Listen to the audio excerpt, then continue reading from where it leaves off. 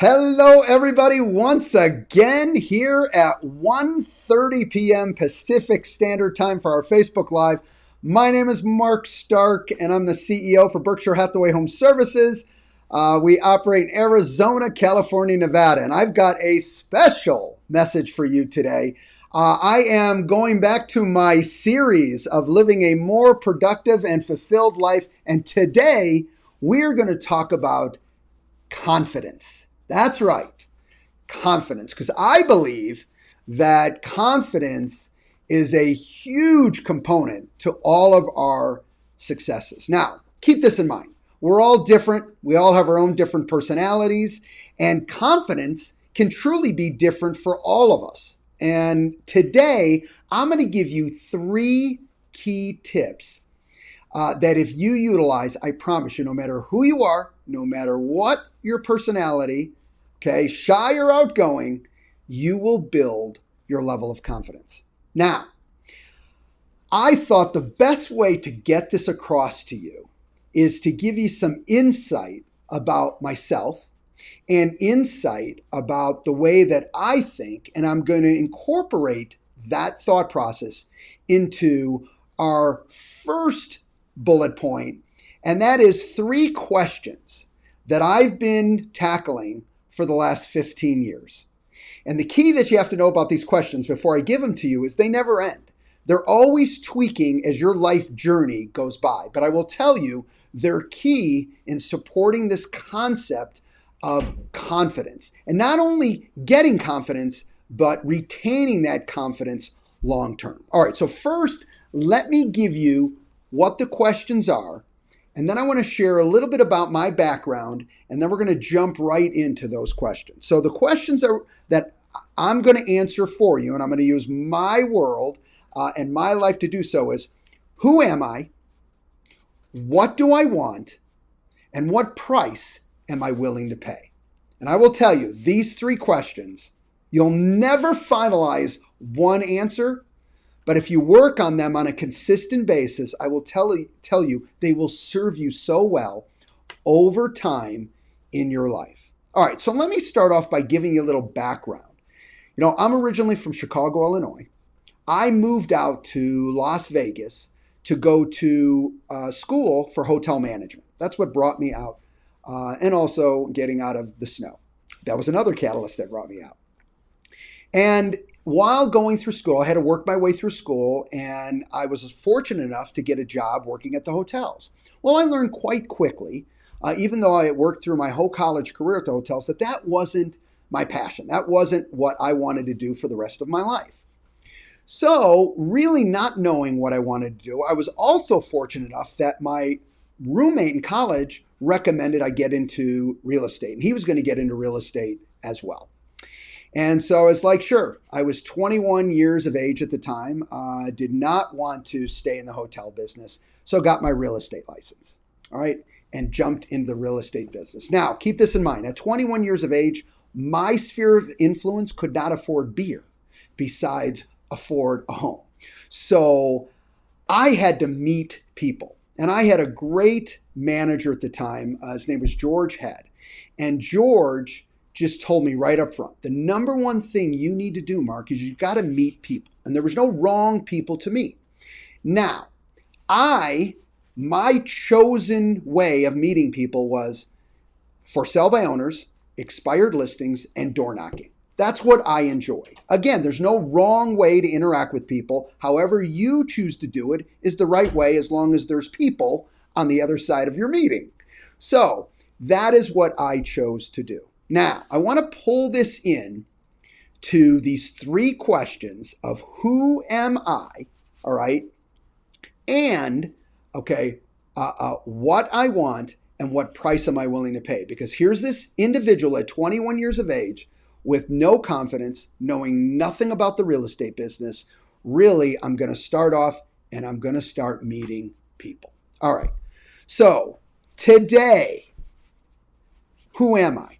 Now, key with this is how I see me. There's no wrong answer to this. So when you do this, there's no wrong answer for you. This is how I see myself. Today, I am a husband. Was not a husband back then. All right? Those answers would be different at that time. I'm a father. I'm a friend. I'm a CEO. I'm a student. I am work in progress. And we're going to talk more about this one because it's big. I see myself as work in progress. I'm a mentor. I am unoffendable. I am finite. Ultimately, what that means to me is that means that time is my most precious and valuable asset. All right. That is how I see myself. When I go back and I think about how I saw myself at that time, okay, which would be very different. I was not married. I did not have kids. It was very, very different. But ultimately, knowing who you are gives you the path to confidence. If you don't know who you are at whatever time, and I just showed you that it will change over time. I wasn't the same person when I was 21, but having that path of who I am helps me build my confidence. It would be like me asking you to meet me somewhere and never giving the address. How can you get there if you don't know where you're going? Okay, so step one, who am I? Now let's move to the second one. What do I want? Well, for me, what I want is going to tell you what's important to me. My family to be healthy, safe, and secure. You know, one thing I have to tell you, a personal thought process, I never pray for happiness. And one of the reasons I never pray for happiness is because I believe happiness is a choice. You can look at people's from all levels of financial, wherever they live, really doesn't matter. There can be very, very happy people and there can be miserable people. I don't care what level of financial or life or position you're at. So I learned early on, all right, from some great mentors in my life that, happiness is a choice. So once you choose that, there's no reason to pray for it because you can have it any and all times that you choose to. Next, I want to make smart, long-term, and thoughtful decisions. If COVID has taught us anything, it's how to make, thoughtful decisions, respecting everyone's opinion, even though you may not agree with it. So life gives us that opportunity. For me, I want to make smart, long-term, thoughtful decisions. One other bad rap that long-term thinking gets, that I just want to really break this myth, is people feel, sometimes if I'm only thinking about the long term, I lose short-term opportunities. And I can't tell you how wrong that is. It works, in fact, exactly the opposite. You can make a short-term decision that you feel is giving you a big, quick gain in the short run. But I will tell you, most of those short-term decisions that feel good now, but you don't know how they're going to affect you later, normally do not work out well for the long term. They could, but normally they do not. What I have found, when I make a good long-term decision, I win in the short run and in the long run. I want to be very productive. I want to stay out of blame, judgment, and excuses. I want to be patient in time of frustration. I want to be my good friend. This is a really huge point. How many of you can look at yourself in the mirror and really say to yourself, you want to know something? You treat me, you think about me, you talk to me like you're a good friend. See, because if you can't be your good friend, how can anyone else truly be your good friend? And so for me, I want to be my good friend. I want to live my life by example. We've all heard that talk is cheap. Well, I agree with that. I want to be a good man. I want to stay healthy as I age. I want to stay in a mindset of gratefulness, curiosity, and simply just enjoy the journey. If you notice, gratefulness, curiosity, enjoy the journey, again, they're all choices. They're all up to you, no matter what level of life you're at, whatever position you're at, they're all choices. And then I want to see the world in a way that helps me and the people that I encounter. All right. That's what I want. That's what I see as valuable to me. Third and final question. What price am I willing to pay? Well, for me now, this says to you, here's what Mark puts that there's a cost on. Okay, this is what I see that is a cost. May not be the same to you. This is all personal. This is whatever is right and fits within your thought process. And yes, your thought process can adjust and change over time. All right? So here's my price. I understand that working on myself never ends. I am in a constant state of work in progress. I take 100% responsibility for my life and know I am always the problem. Just to stop there for a second.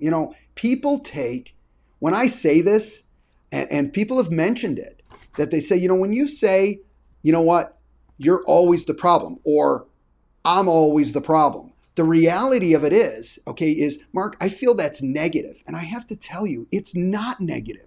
Don't take it as negative. At the beginning, I said, no judgment, okay? Just be. And you got to understand, when you own yourself and you say, I'm always the problem, it's not a negative. What you're really saying is, look, if I am the issue, I have the power to change me, because you don't have the power to change somebody else as much as you would like to. So if we're going to focus on anything, let's focus on something that we can change, which is ourselves. So I don't look, when I say I'm always the problem, as a negative problem. I look at that as an opportunity to make adjustments that change my world into a direction that I would prefer to be. So again, be very careful. I would not label anything good or bad. Don't put a negative connotation on it. I believe I'm always the problem, and that's a powerful opportunity for me. My physical workouts also will never end, and they will continue to get harder over time. That's a true one. Absolutely. Okay. And they do. I can tell you right now, working out now versus working out when I was much younger, very different today. But you still got to do it. And I know the cost is it goes forever. I do not need to be liked. This has, thankfully, there's even a book, the 5 Temptations of a CEO, and they talk about one of the temptations is having to be liked. I believe, like is a personal choice of other people. I can't control if someone likes me or not. I can do everything that I believe is right and someone still not like me. So I'm not going to fret on something that I don't control. As I stated in here, I want to be a good man. I want to make good decisions. So if I'm doing that right from integrity and doing it for the right reasons, I should be doing everything I can for people to appreciate that. Will they? Totally up to them, not up to me. I am willing to invest my precious time to achieve all my goals. And know this, that's a trade-off. That's a cost. Okay? There's only 24 hours in a day for all of us. So the bottom line is, you know what? If we're doing X, we're not doing Y. I am willing to say no. And I am willing to live with the consequences of all my actions and decisions. Okay. These 3 questions are so powerful in building your confidence. We don't have the time today to basically dissect every one of these areas. But if you think of this from a confidence standpoint, when you are so focused on making you a better person, you're unstoppable. And guess what? You'll never master it. You'll never get there. But it's the process that protects you. It's the thought process of getting better. I've got a couple more that really tie into confidence. So those are the 3 questions. Who am I? What do I want? What price am I willing to pay? Number 2, in helping you build confidence, is consistency. I've talked about consistency many, many times. Consistency will outperform skill set.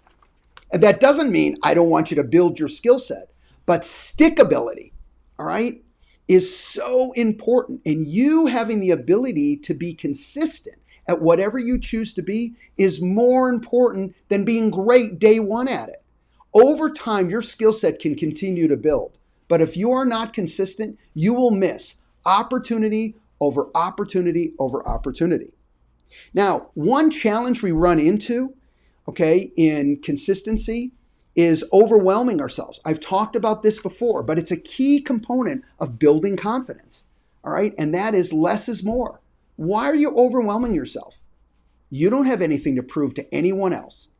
Just have it support you and where you're trying to take your life, specifically building your confidence so you can get better and better over time. Now, one real secret sauce to building your confidence in the same context of consistency is I want to give you a challenge. I never want you to break a commitment that you make to you. I want to repeat that. Never break a commitment that you make to you. That's why you don't want to overcommit. But if you said, you know what, I am going to work out every day of the week, 5 days a week, and I'm going to do it at X time. Don't negotiate with yourself. Lock in the time and you're done. But here's the kicker. I'd rather see you commit to a 5-minute workout than work out 2 days and skip 2 days and then go back to it a week later. Don't do that. Give yourself a commitment and stick to the commitment to yourself. You will be amazed of what that does to help you build confidence.